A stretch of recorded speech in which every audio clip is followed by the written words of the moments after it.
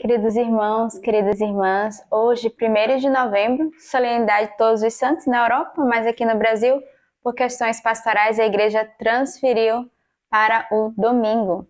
Hoje, a nossa regra de vida, vamos dar continuidade a todo esse tema do poder dos nossos bispos, sucessores dos apóstolos, artigo 348.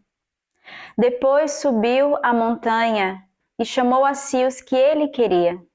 E eles foram até ele, e constituiu 12 para que ficassem com ele, para enviá-los a pregar, e terem autoridade para expulsar os demônios. Ele constituiu, pois, os 12 e impôs a Simão o nome de Pedro, a Tiago, filho de Zebedeu, e a João, o irmão de Tiago. Impôs o nome de Boanerges, isto é, filhos do trovão. Depois André, Filipe, Bartolomeu, Mateus, Tomé, Tiago, filho de Alfeu, Tadeu, Simão o Zelota e Judas Iscariotes, aquele que o entregou. Para escolher e chamar os seus apóstolos, Jesus rezou toda a noite. Os apóstolos recebem diretamente o seu mandato de Cristo. O seu papel é tornar presente e atuar a obra de Cristo e prolongar os gestos salvíficos da sua humanidade. Aquilo que os diferencia dos 11 primeiros apóstolos é de não terem sido testemunhas oculares. O bispo é nomeado para um rebanho particular, uma igreja diocesana, e ao mesmo tempo ele carrega em si a preocupação de toda a igreja. A sua participação nas conferências episcopais, nos sínodos, nos concílios é sinal disso. O bispo deve estar também em comunhão com os outros bispos. Os bispos são as ovelhas do Papa. Os próprios apóstolos se colocaram entre as ovelhas de Cristo, tendo Pedro como pastor visível. Então, hoje, neste dia, esse 1º de novembro, somos convidados a rezar por todos os bispos, pastores da nossa igreja. De modo particular, podemos rezar pelo nosso bispo garante Dom Alberto.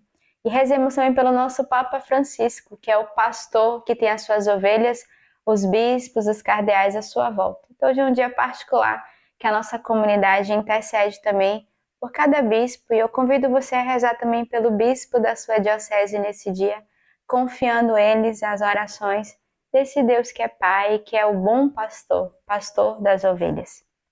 Primeira leitura, Filipenses 2, de 5 a 11. Tende em vós os mesmos sentimentos de Cristo Jesus. Ele tinha a condição divina e não considerou-se igual a Deus como algo a que se apegar ciosamente, mas esvaziou-se a si mesmo e assumiu a condição de servo, tomando a semelhança humana, e achado em figura de homem. Humilhou-se e foi obediente até a morte, morte de cruz. Por isso Deus o exaltou, sobreexaltou grandemente e o agraciou com o nome que é sobre todo nome, para que ao nome de Jesus se dobre todo o joelho dos seres celestes, dos terrestres e dos que vivem sob a terra. E para a glória de Deus, o Pai, toda língua confesse, Jesus é o Senhor. Essa leitura de hoje vai nos dar os traços de Jesus, esse homem humilde que se humilhou até a morte, que aceitou o sacrifício da cruz para nos salvar, que foi obediente ao Pai. E nós somos convidados também a sermos obedientes à voz de Deus, a morrermos para nós mesmos, para gerarmos a vida no outro e proclamarmos que Jesus é o Senhor da nossa vida. É uma leitura que nos convida a proclamar o senhorio de Jesus no meio de nós. O salmista hoje, Salmo 21, cumprirei meus votos frente àqueles que o temem. Os pobres comerão e ficarão saciados. Louvarão ao Senhor aqueles que o buscam. Que vosso coração viva para sempre. Todos os confins da terra se lembrarão e voltarão ao Senhor. Todas as famílias das nações diante dele se prostrarão. Pois ao Senhor pertence a realeza, ele governa as nações. Sim, só diante dele todos os poderosos da terra se prostrarão. Sua descendência o servirá e anunciará o Senhor às gerações, que virá contando a sua justiça ao povo que vai nascer. Ele a realizou. Hoje devemos voltar o nosso coração ao nosso Deus e nos lembrarmos Assim como o salmista, todos os confins da terra lembrarão e voltarão ao Senhor.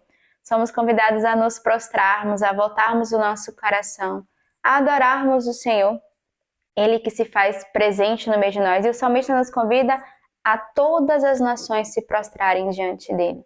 Então nos prostremos diante do Senhor nesse dia e confiemos, né? Hoje, 1º de novembro, um dia após as nossas eleições, coloquemos o nosso joelho diante do Senhor para confiar todo o nosso país. O evangelho de hoje, Lucas 14, de 15 a 24. Ouvindo isso, um dos comensais lhe disse: Feliz é aquele que tomar refeição no reino de Deus. Mas ele respondeu: Um homem estava dando um grande jantar e convidou a muitos. À hora do jantar, enviou seu servo para dizer aos convidados: Vinde, já está tudo pronto. Mas todos, unânimes, começaram a se desculpar. O primeiro disse-lhe: Comprei um terreno e preciso vendê-lo. Peço-te que me deis por escusado. Outro disse: Comprei 5 juntas de boi e vou experimentá-las. Rogo-te que me deis por escusado. E outro disse: Casei-me e por essa razão não posso ir. Voltando, o servo relatou tudo ao seu senhor. Indignado, o dono da casa disse ao seu servo: Vai depressa pelas praças e ruas da cidade e introduz aqui os pobres, os estrupiados, os cegos e os coxos. Disse-lhe o servo: Senhor, o que mandaste já foi feito e ainda há lugar. O Senhor disse então ao servo: Vai pelos caminhos e trilhas e obriga as pessoas a entrarem, para que a minha casa fique repleta. Pois eu vos digo que nenhum daqueles que havia sido convidados provará o meu jantar.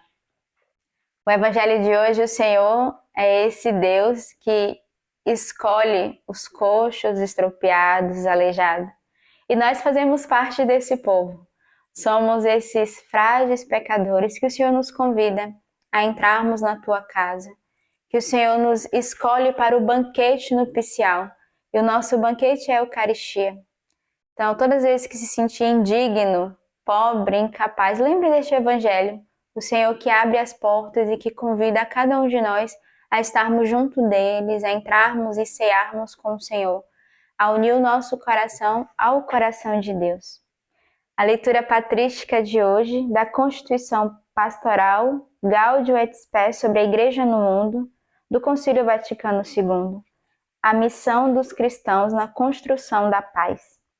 De bom grado e de todo o coração, cooperem os cristãos na construção de uma ordem internacional, em que sejam realmente observadas as liberdades legítimas e a amizade fraterna de todos.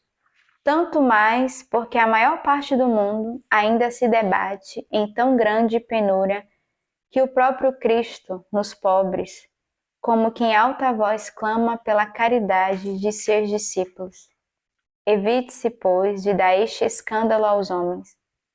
Algumas nações, cujos cidadãos na maioria se gloriam do nome de cristãos, nadam na abundância de bens, enquanto outras se veem despojados do necessário à vida e são torturados pela fome, doença e toda espécie de miséria.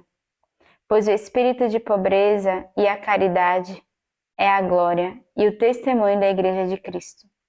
Merecem, portanto, louvor e apoio os cristãos, sobretudo os jovens que se oferecem espontaneamente para prestar auxílio aos outros homens e povos. Mas ainda é obrigação de todo o povo de Deus, arrastado pela palavra e pelo exemplo dos bispos, aliviar na medida de suas forças as misérias dos tempos atuais. E isto, como era costume antigo da Igreja, não só com o supérfluo, mas também com o essencial. Não há necessidade de se observar uma linha rígida e uniforme no sistema de arrecadar e distribuir subsídios, mas sejam bem organizados nas dioceses, nas nações e no plano mundial, em ação conjugada, sempre que pareça oportuno, de católicos com os outros irmãos cristãos, pois o espírito de caridade, longe de proibir o exercício previdente e ordenado da ação social e caritativa, antes o impõe. Por isso mesmo, é necessário que sejam devidamente preparados em institutos idôneos os que pretendem dedicar-se ao serviço das nações em vias de desenvolvimento. É de desejar, enfim, que os católicos, para bem cumprir sua missão na comunidade internacional, queiram ativar e positivamente colaborar com os irmãos separados que professam juntos a mesma caridade evangélica, bem como com os homens sedentes de paz verdadeira. Leitura patrística de hoje é uma continuidade do que lemos ontem sobre essa paz que deve brotar no nosso coração. E ele faz um convite aqui à unidade, a exercermos a caridade fraterna para com todos os irmãos, mesmo aqueles que não professam a nossa fé. Que Jesus nos abençoe nesse dia e nos dê esse coração caridoso e em paz.